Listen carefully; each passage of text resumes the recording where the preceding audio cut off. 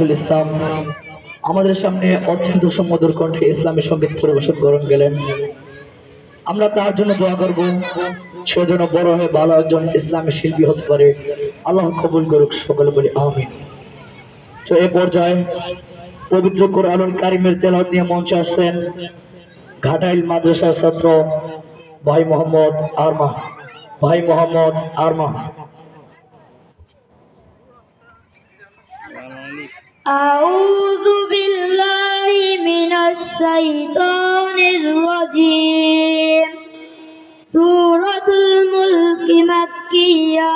بسم الله الرحمن الرحيم. تبارك الذي بيده الملك وهو على كل شيء قدير. الذي خلق الموت والحياة ليبلوكم أيكم أحسن عملا وهو العزيز الغفور. الذي خلق 7 سماوات طباقا ما ترى في خلق الرحمن من تفاوت فارجع البصر هل ترى من فطور ثم ارجع البصر كرتين ينقلب إليك البصر خاسئا وهو حسير.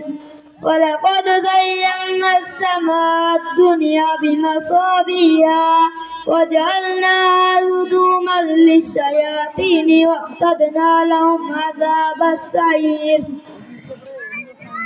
السلام عليكم.